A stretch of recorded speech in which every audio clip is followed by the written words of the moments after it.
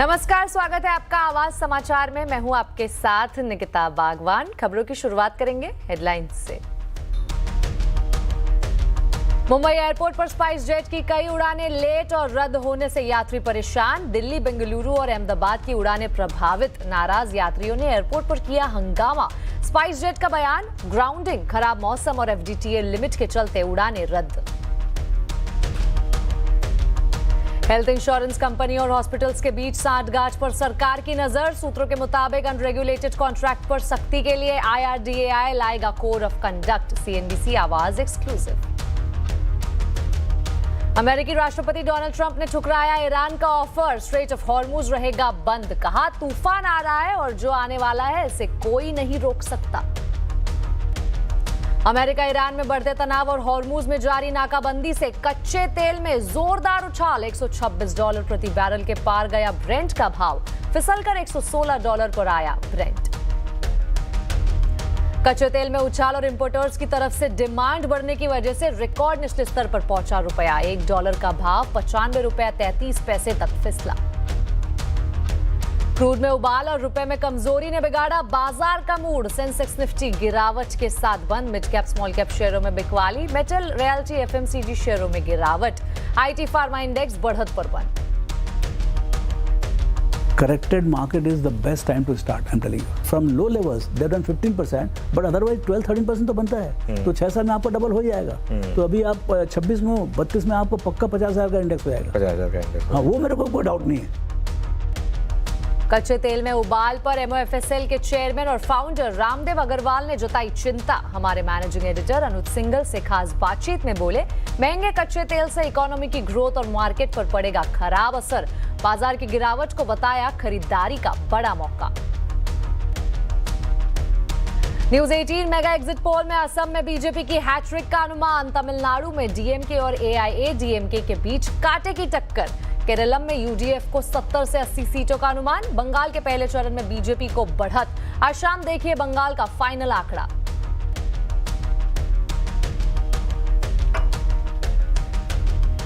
Mumbai airport पर आज spice jet की कई उड़ानें लेट और कैंसिल होने से यात्री परेशान है।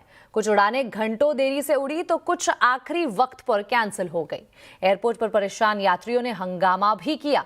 क्या है ये पूरा मामला, बताने के लिए हमारे साथ है संवाददाता रोहन सिंह। रोहन, बताइए आखिर आज स्पाइस जेट की कितनी फ्लाइटें लेट और रद्द हुई है और अभी फिलहाल क्या अपडेट है? जी, ये जो पूरी स्थिति है ये कल रात से ही शुरू हो गई थी बननी, जबकि एक के बाद एक कई फ्लाइट्स डिले चल रही थी, कैंसिलेशन हो रहे थे। शुरुआत की जो मुंबई दिल्ली फ्लाइट है SG 631, वहाँ पहले 4 घंटे देर बताया गया, फिर यात्रियों को बोर्ड करवा दिया गया।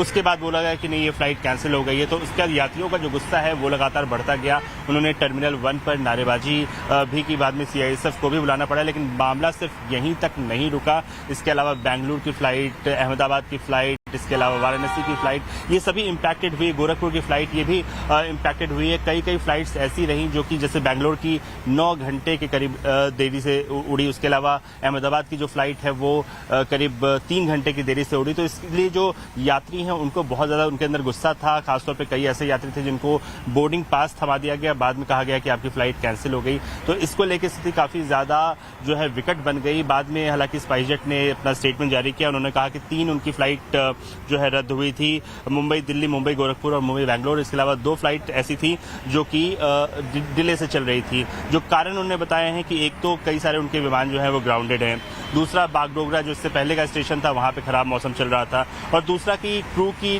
शॉर्टेज थी क्योंकि FTTL लिमिट की वजह से। तो इन कारणों को उन्होंने गिनाया। उन्होंने कहा कि जो अल्टरनेट व्यवस्था है वो की जा रही है। हालांकि ये जो पूरी जो सिचुएशन है ये अभी दिख जरूर रही है, लेकिन अगर आप आंकड़ों को देखें, कल ही जो DGCA ने आंकड़े दिए थे, स्पाइस जेट का जो ऑन टाइम परफॉर्मेंस रहा है वो सबसे खराब रहा है। सिर्फ 43% ही जो है ऑन टाइम उड़ानें उनकी चल रही हैं पिछले पूरे मार्च के महीने की बात करें पूरे देश में। तो स्थिति जो है लगातार खराब होती जा रही है स्पाइस जेट के लिए, और आज की जो स्थिति बनी है वो उसी का एक नतीजा है जो पिछले कई दिनों से चीजें हमें देखने को मिल रही थी। बहरहाल DGCA ने कहा है कि वो इस पूरे मामले की जांच कर रही है और स्पाइस जेट से इस मामले में एक्सप्लेनेशन मांगा गया है। रोहन, बहुत बहुत शुक्रिया इस पूरी जानकारी के लिए। सड़कों पर एक्सीडेंट कम करने के लिए सरकार ने vehicle to vehicle communication spectrum को डी लाइसेंस करने का फैसला किया है और टेलीकॉम रेगुलेटर ट्राई ने इस पर फ्रेमवर्क बनाने के लिए कंसल्टेशन पेपर जारी किया है। क्या होगा इसमें फायदा, बता रहे संवाददाता असीम मनचंदा।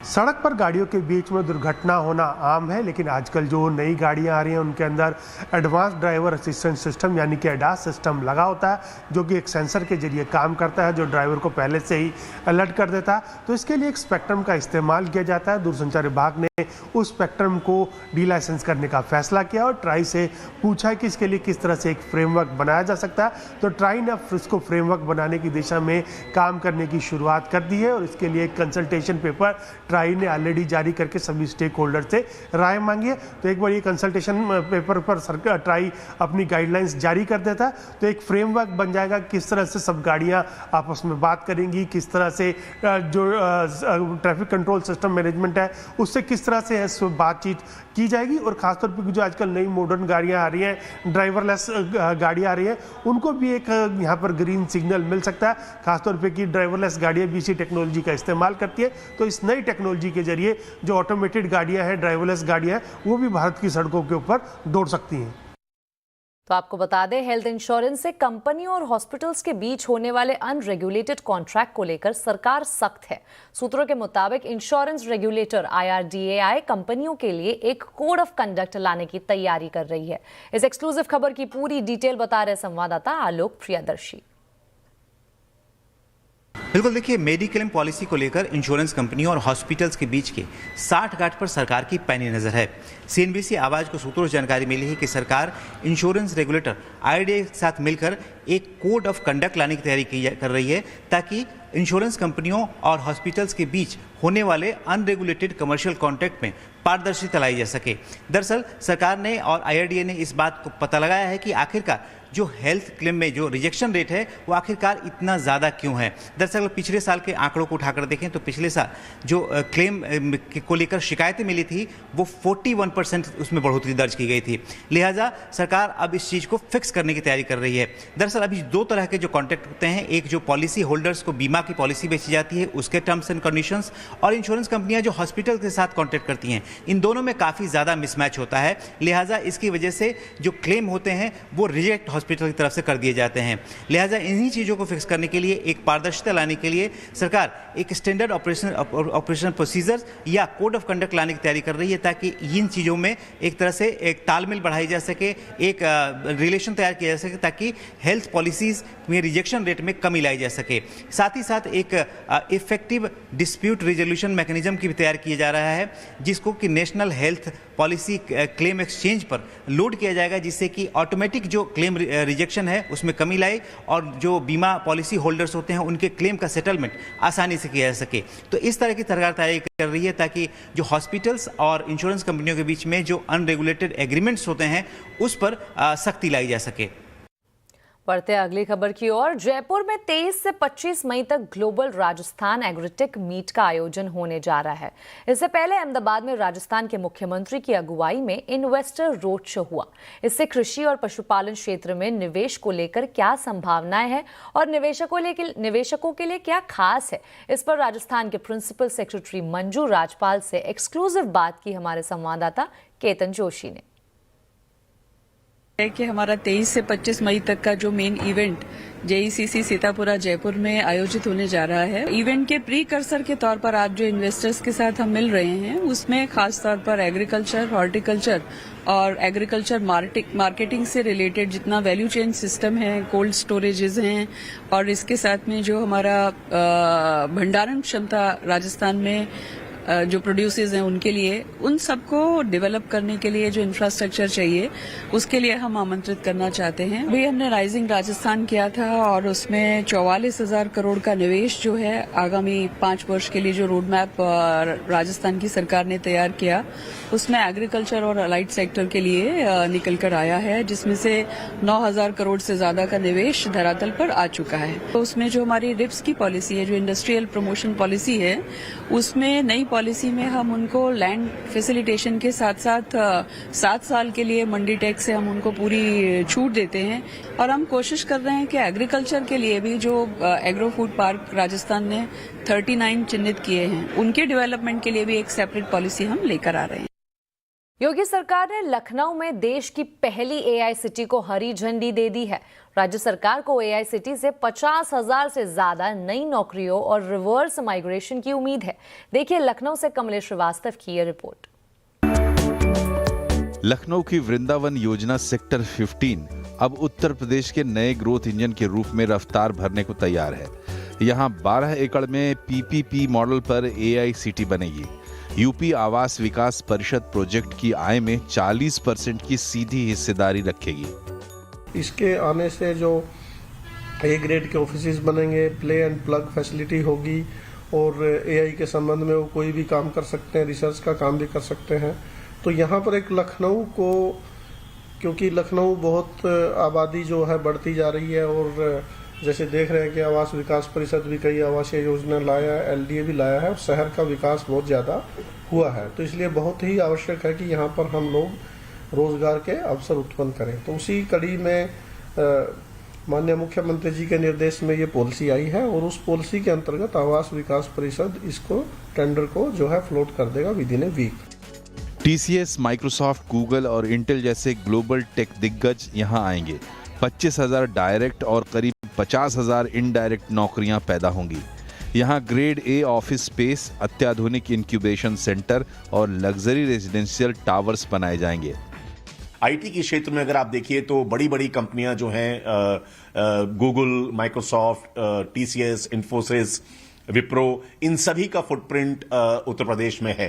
तो ये अपने आप में एक बड़ा प्रयास हो रहा है और यूपी गवर्नमेंट ने भी इन्वेस्ट यूपी प्रोग्राम के तहत ज्यादा से ज्यादा इंडस्ट्री को बढ़ाने की और अट्रैक्ट करने की एक मंशा दिखाई है और एक हंगर दिखाया है। सिर्फ आईटी ही नहीं, ये city data management, cyber security और एडमिनिस्ट्रेशन में भी हजारों नौकरियां पैदा करेगी। इसे 3 साल में पूरा करने का लक्ष्य है। कमलेश श्रीवास्तव, लखनऊ। इसी के साथ आवाज समाचार में अभी के लिए इतना। इसी के साथ आवाज समाचार में वक्त हो चुका है एक छोटे से ब्रेक का। खबरें आगे और भी है, बने रहिए हमारे साथ।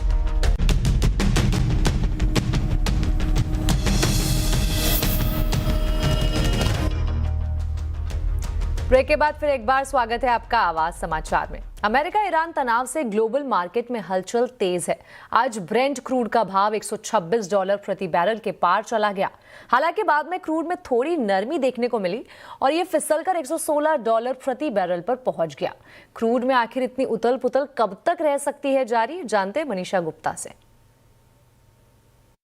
कच्चे तेल में जिस तरह की तेजी देखने को मिली है काफ़ी स्ट्रॉन्ग है। अगर आप पिछले 3 साल देखें, जैसे कि 2023, 24 और 2025, इन तीनों सालों में हमने कच्चे तेल में गिरावट होते हुए देखी थी।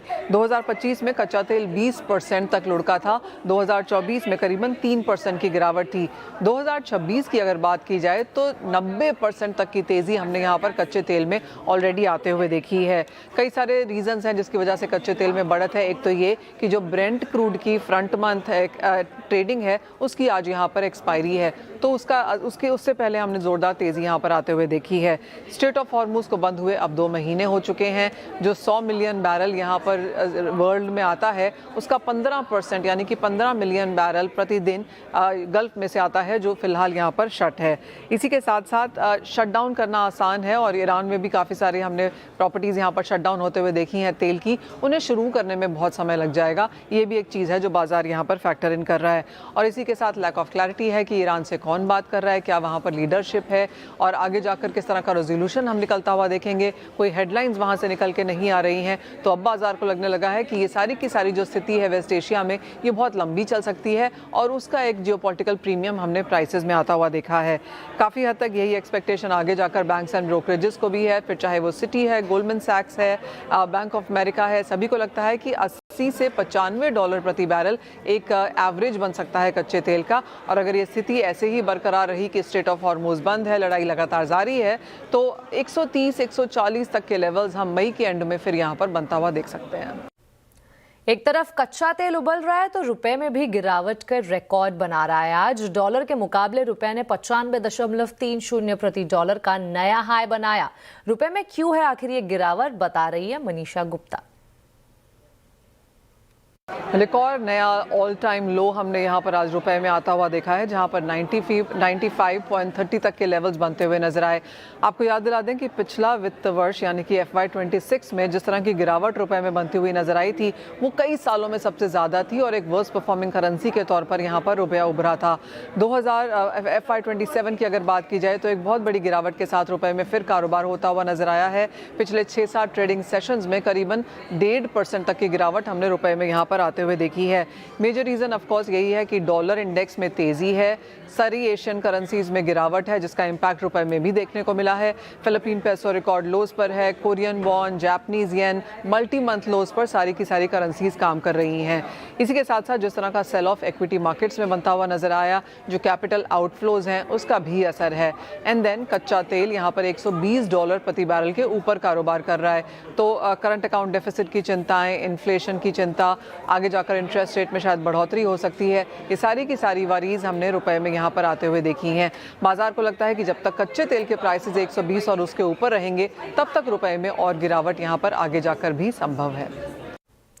तो वही ब्रेंट में उछाल और रुपए की कमजोरी से बाजार का मूड बिगाड़ दिया है। सेंसेक्स निफ्टी गिरावट के साथ बंद हुए हैं। मिड कैप स्मॉल कैप में बिकवाली हावी रही है। कैसे रहा है बाजार का हाल, बता रही है कंचन नौटियाल। तो हफ्ते का आखिरी कारोबारी दिन, बाजार के मूड माहौल की बात करी जाए तो मूड माहौल हमें थोड़ा सा पस्त साइड में ही देखने को मिला है। मॉर्निंग से हम देख रहे थे कि बाजार का जो मोमेंटम है बेयर साइड में ज्यादा जाता हुआ दिखाई दिया है। बैंकिंग में करीबन 1% की कमजोरी देखने को मिली है। वहीं निफ्टी में भी बात करी जाए तो करीब 1% का इजाफा यहाँ पे भी आता हुआ दिखाई दिया है। सेक्टर स्पेसिफिक टाइम पे बात करी जाए तो आइए देखते हैं कि कहां पे जो रिकवरी है वो आज के सत्र में आती हुई दिखाई दी है। आईटी में थोड़ा सा मोमेंटम जो है वो हमें ठीक ठाक देखने को मिला है, लेकिन इसके अलावा बाकी सारे ही सेक्टर्स में हमने देखा है कि जो मूड माहौल था हमें नेगेटिव साइड में जाता हुआ दिखाई दिया है। बिकॉज क्रूड का प्राइस आज 126 तक के स्तर पे आ गया था। हालांकि आखिरी तक आते आते 116 के स्तर तक वो कूल ऑफ होता हुआ नजर आया और वहीं रुपए में भी थोड़ी सी हमें जो ठीक ठाक चाल है वो देखने को मिली सेकेंड हाफ में। अब बात करते हैं कि स्टॉक स्पेसिफिक एक्शन जो है किस तरीके का देखने को मिला है। बढ़ने वालों में सारे ही आपको majority of stocks IT pack से देखने को मिलेंगे। इन्फोसिस की बात कर लीजिए, टेक महिंद्रा की बात कर लीजिए, बिकॉज गिरते रुपए का जो इंपैक्ट है पॉजिटिव साइड में यहाँ पे आता हुआ दिखाई दिया है। इसके अलावा सन फार्मास्यूटिकल नंबर्स आए, नंबर्स के बाद ये जो रिफ्लेक्शन है वो देखने को मिला। बजाज ऑटो की भी जो चाल है वो शानदार साइड में देखने को मिली है। लूजिंग पॉकेट की इस टाइम पे बात कर ली जाए तो देखिए जो गहराई है कितनी ज्यादा है। हिंडाल्को, एचयूएल, इटर्नल और टाटा मोटर पीवी में काफी गिरावट देखने को मिली है। अगर सेक्टर स्पेसिफिक बात करी जाए तो एफएमसीजी में भी आज काफी ज्यादा प्रेशर जो है वो देखने को मिला। एचयूएल के नंबर आए, नंबर के बाद ये जो प्रेशर है वो देखा गया। इसके अलावा अगर हम बात करें दूसरे स्पेसिस की तो वहां पे भी जो गिरावट है काफी ज्यादा देखने को मिली है। जैसे कि आप देख सकते हैं कि मेटल सेक्टर में काफी गिरावट आज के सत्र में रही है। गिरावट वाले बाजार में निवेश की शुरुआत बेहतर मौका है, ये कहना है मोतीलाल ओसवाल के चेयरमैन रामदेव अग्रवाल का। सीएनबीसी आवाज के मैनेजिंग एडिटर अनुज सिंघल से खास बातचीत में उन्होंने कहा कि 2032 में निफ्टी 50,000 तक जा सकता है।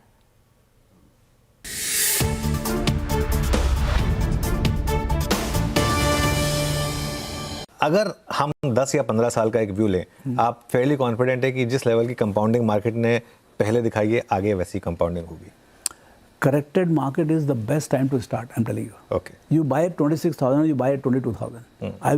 I wish, I mean, it doesn't suit at 24,000 to say 22,000, but lower the, see, countries compound, we are nobody. We have to only look at the data. At what rate country has grown or indices have done. They have done from the from low levels, they have done 15%, but otherwise 12-13% तो बनता है। तो 6 साल में आपका double हो जाएगा। तो अभी आप 26 में 32 में आपको पक्का 50,000 का इंडेक्स हो जाएगा। 50,000 का इंडेक्स, हाँ, वो मेरे को कोई डाउट नहीं है। अच्छा, उससे पहले बीच में 22 आ जाए 23 आ जाए ये कोई नहीं कह सकता, लेकिन लॉन्ग टर्म में 50,000 का व्यू है।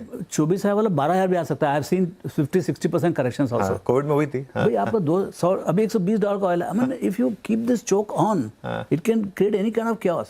So what I'm saying is we don't know what are the short term movements, but the longer run all the problems get sorted. All these problems of Hormuz and all will all get sorted. We'll have waterfall, we'll have good days also, but right now we are challenging days.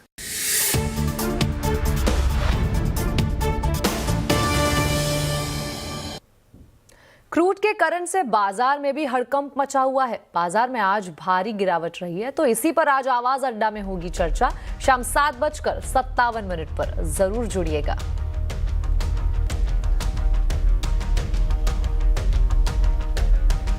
अब आपको बता दें, चिलचिलाती धूप और भीषण गर्मी के बीच दिल्ली एनसीआर में मौसम ने अचानक करवट ली है। तेज हवाओं और बारिश से लोगों को गर्मी से थोड़ी राहत मिली है। गाजियाबाद और उत्तर पूर्वी दिल्ली में जबरदस्त बारिश के साथ ओले भी पड़े। सिलमपुर, यमुना विहार और गाजियाबाद के कई इलाकों में मोटे मोटे ओले गिरे हैं। वहीं मौसम विभाग ने अगले कुछ घंटों में दिल्ली और आसपास के इलाकों में हल्की से मध्यम बारिश का अलर्ट भी दिया है। अब एक नजर आज के कंज्यूमर अड्डा टॉपिक पर। आजकल ऐप के जरिए ऑनलाइन काम वाली बाई मिल रही है। क्या इसमें काम करने वाली और कंज्यूमर दोनों का फायदा है या फिर बाद में दोनों नुकसान में रहेंगे? इसी पर होगी चर्चा कंज्यूमर अड्डा में आज शाम 5:57 पर।